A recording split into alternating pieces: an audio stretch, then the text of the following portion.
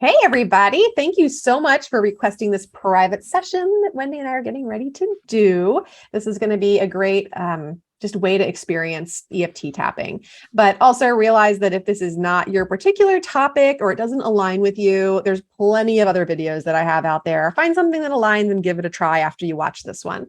So Wendy, we're going to work on these feelings of unsafety that you've been having lately. So the first thing I like to do is just kind of talk about it a little bit so that I can construct like what we're going to use as our, I guess we call it a tapping script, but it's not scripted because we're just kind of creating this on the fly right now, which is how I like to do it. So when you're thinking about this feeling of unsafety, what is it stemming from? So it's specifically stemming from, I had just a sudden diagnosis of colon cancer in April. We almost didn't even do blood work because my doctor was like, it was my normal checkup. And she was like, you're so healthy. I don't even think we need to do blood work, but what the hell?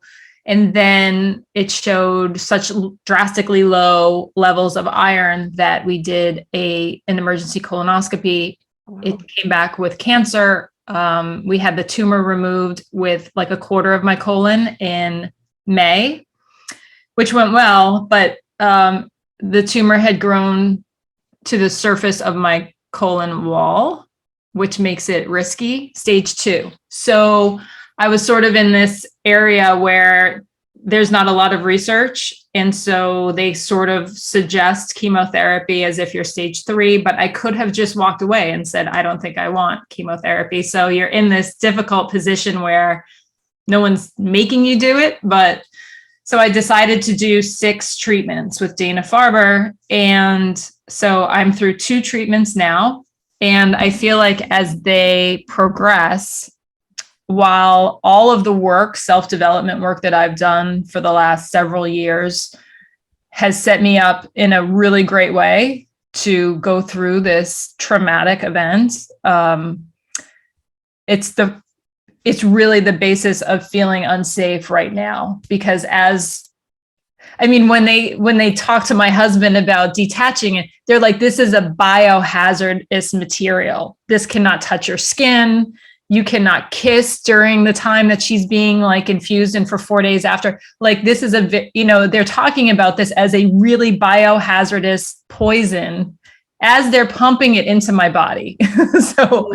And I was very resistant to even taking Motrin before. Like I don't like to take any drugs at all. I'd rather be homeopathic or just bear down and deal with the pain, So to be putting something like that in my body is really, it's a feeling of unsafety, of uncertainty, of a lack of control, like what the side effects are going to be.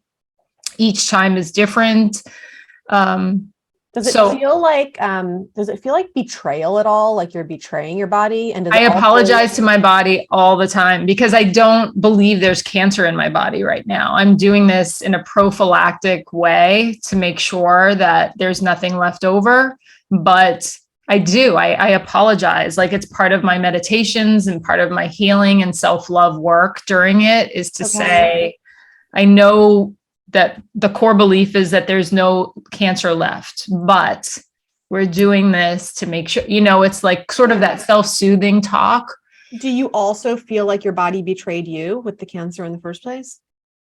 I have felt like my body has betrayed me since I was 6 years old and had my first panic attack. So I've always been in a very conflicted relationship with my physical body, very uncomfortable in my physical body until recent years. So I feel like this is not so much a betrayal, but I see it as a manifestation of all of the anxiety, like in this tumor, in that I had to get that out of my body. That's how I'm seeing it. Not so much as my body betrayed me by accepting this cancer and housing it. It was more of a like extraction, process. Okay, cool. So how is this unsafety showing up for you now? Like, are you feeling panicked or like, what does it feel like for you in your body? I'm not having panic attacks. I'm not feeling anxious, normal anxiety. Like, I don't feel mentally cloudy. I don't feel like racing brain. All of the things that I would normally characterize as anxiety or even shortness of breath, physical symptoms. It's more of I want to run out from my body. I want to be separate from my physical person, which is similar to how I used to feel when I would have 4 panic attacks a day. So I'll have those moments of, we need to get the hell out of here. And I don't know who's coming because I don't want to be in this body. But and then I have to just calm myself down in the moment. And I have my skills to do that, my bag of tricks. But that's sort of how it's showing up. Just like my brain's like, we got to get out of here. Or like, and part of that is we're not going back to the hospital. We're not going back for more treatment because that's the source of the fear. Whereas I want to find a place where I can embrace it as something that's healing me. And so I'm trying to do that work, but, hoping that the tapping will help me get to that place to diffuse that fight or flight response, and just be able to accept it on some level. What is it that you're trying to accept? The treatment itself. Okay. Yeah, gotcha. the treatment itself, so that just so that there's no resistance there, so that I'm not going in blocked in some way where the treatment may not work as well, because I know that could happen if you're emotionally blocking it, that my physical body may not accept it as well. Okay. And B, just to be in a better emotional state around it, which I don't know if that's even possible based on how, sick it makes you, how out of control you feel. But that's what I'm hoping for. Just a little bit more being able to ride the wave. Yeah. Which I have to say that with my own work, I feel like I'm doing an amazing job, far better than I ever would have before my own work. But but that's what I would hope for through tapping. So you have 2 treatments remaining? No, I have 4 remaining. 4. Okay. I've had 2. When's your next one? Monday. Okay. So just a few days away. Do you get more anxious or unsafe feeling as it approaches? Yes. I'm trying to use my work around, and we just talked about this in the podcast, use the work that I did in flying. Okay. Because I noticed that so many people, I would say, how was that flight? Because I want to relate, was it scary? Was it terrifying? I feel terrified. Did you have turbulence? And they're like, I didn't really notice if that was bad. It's sort of, their brains interpreted flights like a non-event. And I was like, that's so interesting. My brain could never interpret it as a non-event. Now it does. So that's sort of what I'm trying to overlay into the treatment. Could I look at the treatment as a non-event, so that I'm not having all of this anticipatory anxiety before and feeling anxious during it and then feeling horrible after it, right? Could I reduce it to just the physical symptoms and riding those out, knowing that they will wear off over time? Okay. Are there any parts of the treatment itself that freak you out, that you get anxious about? Anything about There's it? one last infusion so you sit there and you're there for 4 hours, and then you sit there for 2 hours and get infused. And then they give you another drug and they just give you a big hit of it right at the end. And that one, I have cried the last 2 times because I can get through the whole day, right? And maybe you've been there for 6 hours, you've been infused for 2, you've had blood works, all of that. I seem to do well. And then that last big hit, just watching them put it in, just right now, I feel emotional. It just seems like it puts me right over the edge, because then they strap on the fanny pack and you're infused for 48 hours after that. You're tied to this fanny pack for another 2 days, but they give you a big old hit of that before they do this. So that's pretty much where that's my tipping point. All right. I think we've got enough to work with here. So when you're thinking about that scale that we talked about before, that 0 to 10, like for units of distress, subjective units of distress, stress scale is what it's called. Where do you feel like you are on the scale when you're thinking about that unsafety? All those things that we're kind of talking about that are part of this chemotherapy journey. So there's different people inside my head, right? There's the anxious little girls at a 10. Me now, I'm probably at a 4 or a 5. When I step back and become the observer, I'm at like a 1. So it's almost like who am I identifying with in that moment? You know, I could let the little girl just run with it and forget that I'm the observer at all, right? Like it's who am I going to be? So let's see. That's probably not an easy answer for you, but that's okay, because I've written down all 3 of those levels, and then we can see what we can do with them. And you can look at all 3 of those when we're done, if that's how you. I mean, I could tap as the little girl, like tap into her so that we can sort of calm her down. Well, I think that with that being the most distressed energy that you have going on right now, that is where you'd want to put your focus with EFT, because we always want to go for like the worst. Yeah. So just put yourself into that headspace and that focus. And as we're tapping, you just kind of stay focused on her negative feelings and anxieties and feeling of unsafe while we're saying the other words. So, excuse me. We're just going to start on the side of the hand. It's going to be like follow the leader. So we'll say a few things here. We're going to do some of the points that we talked about before. People always ask, so I'll just say it before we get started. Yes, you have 2 eyebrows. So if you want to do 2, you can. If you want to do 1, if you want to do the left, the right, doesn't make any difference. But some of these points we do have 2 of, so feel free to, use whatever is comfortable for you. The under the arm point, you can either go across your body and tap under your arm. When I say under your arm, it's like where your bra strap goes around your body, not like your armpit. Okay. And then, or you can, do the same side. I would say make me feel like a monkey, but sometimes I like that. Or you can kind of hug yourself and do them both. Those are the ones I always get the questions about. And what else? We might do some eye movements at the end. I'll see where things go. So, all right. So I've got those levels assessed, and we are going to dive into those feelings that you're having. You're just going to repeat after me. Even though I feel unsafe in my body. Even though I feel unsafe in my body. I want to quit. I want to quit. I want to run. I want to run. I want to hide. I want to hide. I honor these feelings and accept myself anyway. I honor these feelings and accept myself anyway. Even though it doesn't feel safe to be in my body right now. Even though it doesn't feel safe to be in my body right now. So scared that something bad's going to happen. I'm so scared that something bad's going to happen. And bad things have already happened. And bad things already have happened. I love, accept, and forgive myself. I love, accept, and forgive myself.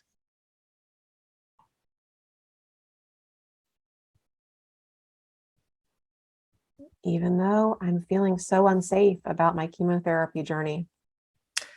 Even though I'm feeling so unsafe about my chemotherapy journey. Questioning the decision in the first place. Questioning the decision in the first place. Wondering why I'm putting myself through it if I don't need to. Wondering why I'm putting myself through it if I don't need to. I honor my decision. I honor my decision. And accept myself anyway. And accept myself anyway. All these feelings of unsafety. All these feelings of unsafety. Where do you feel it? Do you want me to repeat that or try? No, I'm asking you where you feel it. Sorry. Where do you feel it in your body? Usually right in my solar plexus. Okay. Eyebrow point. I feel it in my solar plexus. I feel it in my solar plexus.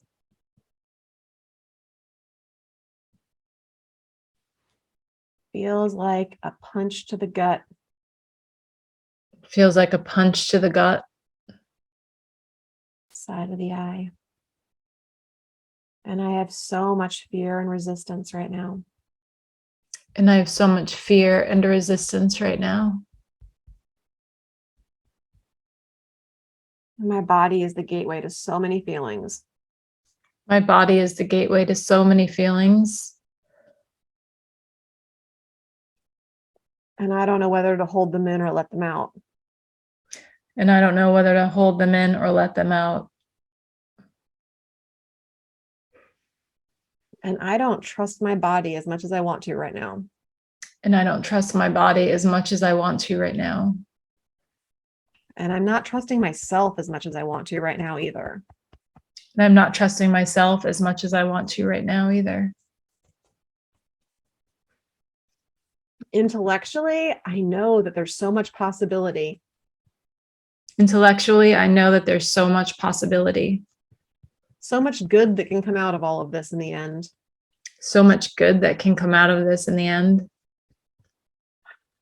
But there is just so much that is unpredictable and out of my control. But there is so much that is unpredictable and out of my control. And these treatments seem so brutal. And these treatments seem so brutal. And there's so much anxiety. And there's so much anxiety. As I anticipate the next one. As I anticipate the next one. And I don't know how I could possibly relax into this. And I don't know how I could possibly relax into this. Because I'm afraid I'm doing more harm than good. Because I'm afraid I'm doing more harm than good. And I feel like I need to apologize to my body. And I feel like I need to apologize to my body. For putting it through all of this. For putting it through all of this. But I'm really just trying to keep it safe. But I'm really just trying to keep it safe. I'm really just trying to be proactive. I'm really just trying to be proactive. And make sure I don't have to do this again. And make sure I don't have to do this again.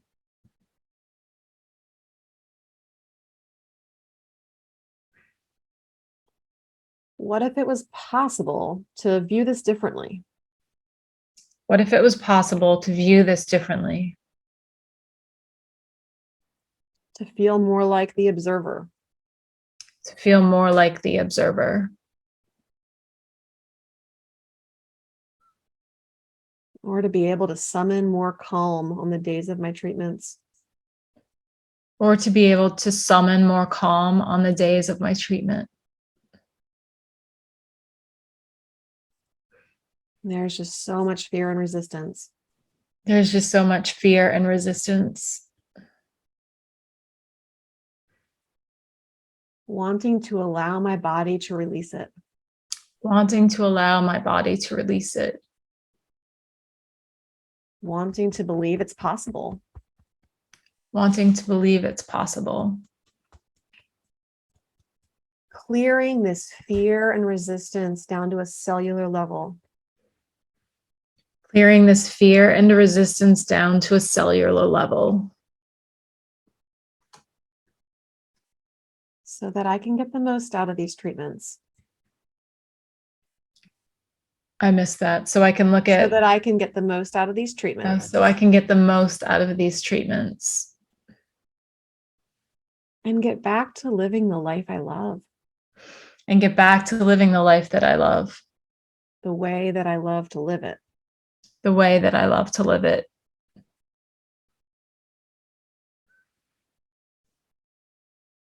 Open to the possibility that I could feel better about this. Open to the possibility that I could feel better about this. That I might be able to relax a little bit more.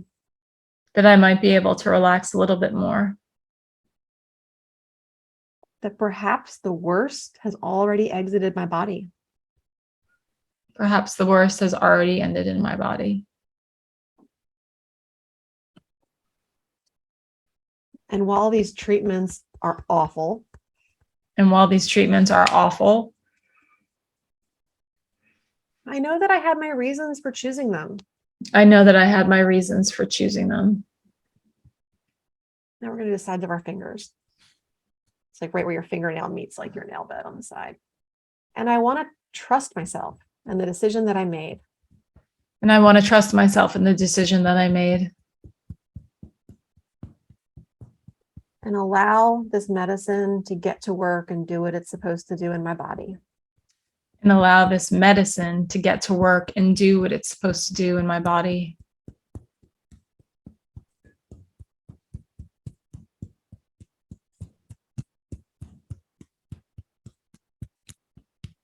And not be so resistant.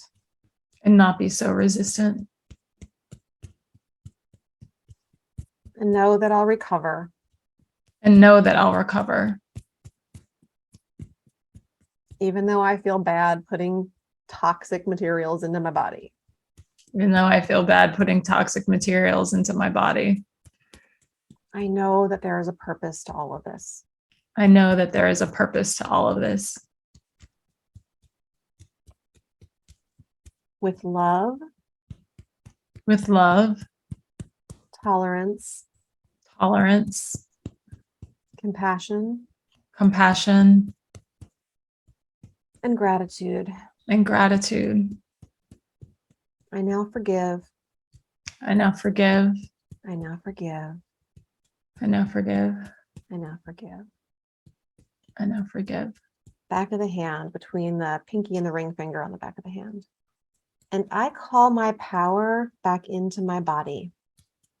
And I call my power back into my body. I am whole, complete, and powerful. I am whole, complete, and powerful. I am safe in my body.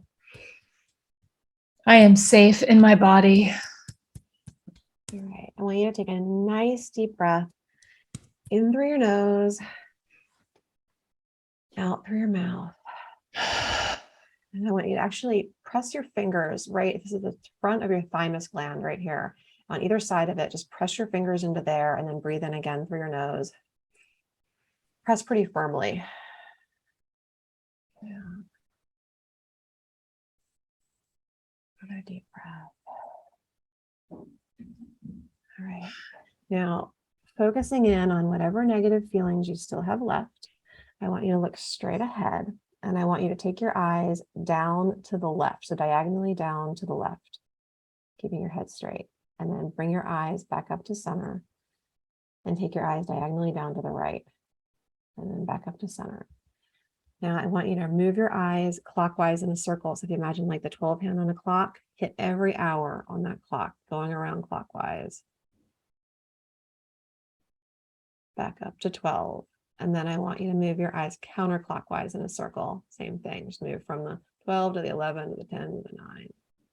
All the way around. Now we're going to hum just a couple seconds of Happy Birthday because everyone knows that tune. We're going to count to 5. 1, 2, 3, 4, 5. 1, 2, 3, 4, 5. And we're going to hum again.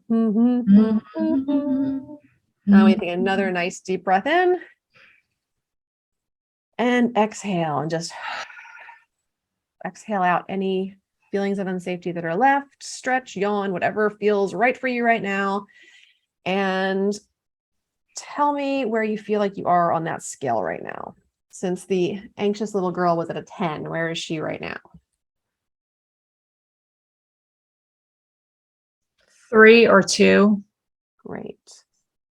How is you now? I'm at a 0. And the observer? 0. Amazing. Good work, Wendy. What came up for you?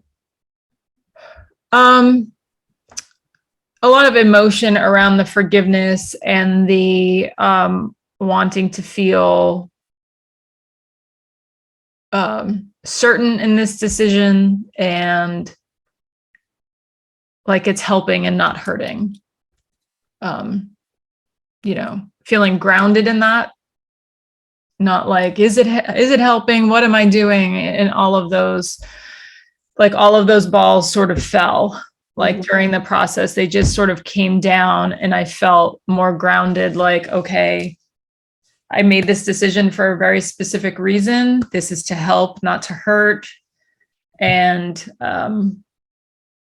just almost made me want to go back to treatment, versus digging my heels in and feeling that resistance.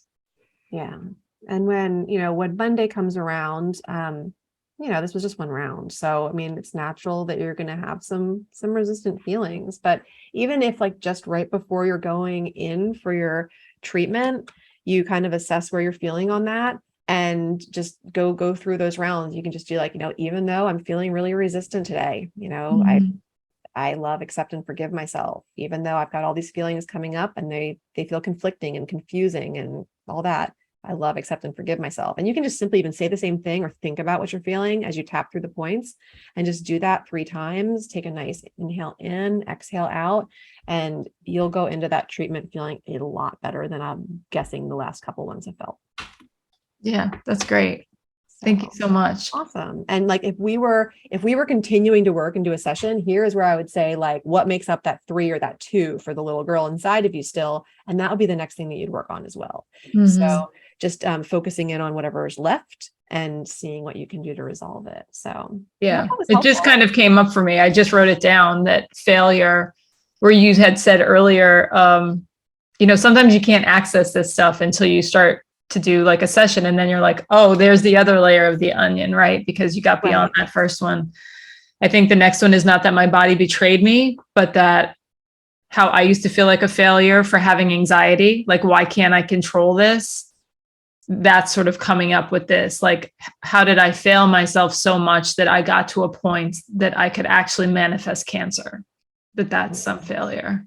There's a lot more. I'm getting emotional. A lot more under there. Yeah, that's a little bit more. That's another layer. So yeah, but you found it, and that's half the battle. So awesome. Thank you so much for opening up and doing this vulnerable work with me today and allowing us to, share it with your listeners and community. I think that's just going to really have a great impact for them. So. Yeah, I hope so. It's great work. Thank you for all that you do. And thank you. And for listeners, like, I love to hear how this goes for you. So if you guys are doing this round, write me back after you do it and let me know like what came up for you or what you experienced. And I think every one of us out there knows somebody going through cancer, chemotherapy, all that right now. Share this. Like, I know, like, would you have loved to receive this? Yes, exactly. I would. Yeah. I mean, this is a valuable resource for people that are going through stuff, and Yeah. And I'm going to be really focused on it in this next treatment, and take notes and talk about it in the intro to the podcast, so that people can listen and hear how it's gone. And And let me know too. No, I definitely will. Thanks, Wendy. Thank you so much.